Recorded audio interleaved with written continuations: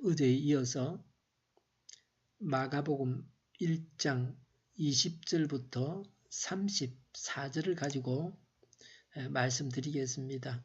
부름받은 사람들이 어떻게 했는지를 말씀드립니다. 바로 예수님을 따라갔다고 했습니다. 20절에 아버지 세배대를 일꾼들과 함께 배에 남겨두고 예수님을 따라갔습니다. 예수님을 따르는 자가 지불해야 할 대가입니다. 직장도 동력자도 부모도 버려두고 예수님을 따라가야 합니다. 아버지가 싹군들과 함께 일하게 버려두고 예수님을 따라갔습니다. 버려두는 것을 잘하지 못하면 예수님을 따를 수 없습니다. 무엇이 더 가치 있는가를 알고서 덜 가치 있는 것을 포기할 줄 알아야 됩니다. 그래야 천국에 갈 수 있습니다. 죄를 지고 있으면 천국에 갈 수 없습니다. 죄는 버려야 됩니다. 죄악된 세상도 버려야 됩니다. 죄악된 세상을 움켜쥐고 있으니까 천국에 이르지 못하는 것입니다. 롯의 아내처럼 같이 망하는 것입니다. 아이들이 노는 것을 보면 때로는 손에 쓰레기를 움켜쥐고 놉니다. 쓰레기를 귀한 것이라고 생각을 합니다. 전에 예배당에 정신이 이상한 처녀가 왔습니다. 뭔가를 가지고 왔는데 다 쓰레기입니다. 그런데 쓰레기를 애지중지합니다. 또 한 처녀는 성인인데 정신 연령이 모자랍니다. 쓰레기를 가지고 예배당에 왔습니다. 쓰레기를 교회당에 두고 갈까 해서 꼭 가지고 가라고 당부했습니다. 영적인 어린 아이들은 움켜쥐지 말아야 할 것을 움켜쥐고 있습니다. 이 세상 것을 쥐고 있으니 천국의 보화를 소유할 수가 없습니다. 이 세상 것은 천국 사람들이 볼 때는 오물이고 쓰레기입니다. 천국 길을 가는데 장애가 될 뿐입니다. 하나님은 우리에게 값진 것을 주시려고 쓰레기를 버리라고 하십니다. 가감하게 버리는 사람은 하나님께서 주시는 값진 것을 소유할 것입니다. 하나님께서 주시는 평안을 소유할 것입니다. 그리고 천국을 소유할 것입니다. 마귀는 어떤 자입니까? 마귀는 예수님에게 어떻게 했습니까? 마귀는 예수님에 대해서 이런 분이라고 했습니다. 24절에 예수님은 하나님께서 보내신 거룩한 분이시요 악기를 없애시는 분으로 알고 있었습니다. 마귀는 예수님에 대해서 알고 있었습니다. 마귀의 신앙이 대단합니까? 예수님이 누구신지 모르는 사람과 비교하면 마귀는 뛰어난 영적 존재입니다. 그런데 마귀에게 결정적인 잘못이 있습니다. 마귀에게 있는 결정적인 잘못이 무엇입니까? 마귀는 예수님을 영접하지 않습니다. 마귀는 예수님을 믿지 않습니다. 예수님께 복종하지도 않습니다. 단지 알고 있을 뿐입니다. 예수님을 알고 있으면서도 믿지 않는 사람은 귀신과 같은 믿음을 가진 자입니다. 악기는 예수님에 의해서 고쳐지는 자가 아닙니다. 악기는 예수님에 의해서 구원받을 자가 아닙니다.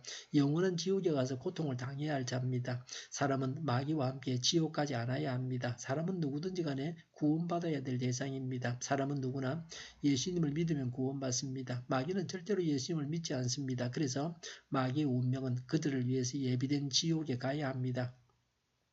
현대인은 마귀가 없다고 합니다. 마귀가 없다고 하는 것은 마귀가 우리를 속이는 말입니다. 대한민국에는 북에서 온 간첩이 없다고 말하는 것은 북쪽 사람들이 하는 말입니다. 없다고 하면서 우리를 속여서 우리의 비밀을 다 캐내어 갑니다. 없다고 해야 활동하기가 좋습니다. 귀신도 귀신이 없다고 속입니다. 성경은 귀신이 있다고 분명하게 말합니다. 지금도 많은 귀신이 있습니다. 오늘날도 귀신에 들려서 정신 이상이 되기도 합니다. 귀신이 사람의 몸을 병들게도 합니다. 귀신에게 사로잡혀 있기 때문에 예수님을 믿지 않고 악한 일을 저지릅니다. 무조건 싸우고 미워하고 원망하는 것은 다 마귀가 배후 세력입니다. 예수님은 귀신에게 어떻게 하셨습니까? 25절에 예수님은 귀신을 꾸짖으셨습니다. 34절에 예수님은 귀신이 말하는 것을 허락하지 않으셨습니다. 귀신이 예수님을 증거하는 것을 허락하지 않으셨습니다. 예수님은 사단의 증거를 필요로 하지 아니하십니다. 예수님이 메시아이신 것을 비밀로 하셨습니다. 예수님은 무리에게 설교하실 때 자신이 메시아라고 하지 않으셨습니다. 무리가 예수님을 십자가에 못 박아 죽이라고 했는데 예수님이 메시아이신 줄 모르고 이렇게 했습니다. 예수님은 자신이 메시아이심을 제자들에게 또 우물가에 선 여인에게 말씀하셨습니다. 예수님을 믿는 자들에게 말씀해 주셨습니다. 그리고 예수님을 신문한 대제사장에게 예수님은 자신이 메시아라고 하셨습니다. 이스라엘 국가를 대표하는 대제사장에게 예수님은 공식적으로 자신이 메시아라고 선언하셨습니다. 그래서 유대인들은 메시아를 거부한 죄를 지었습니다.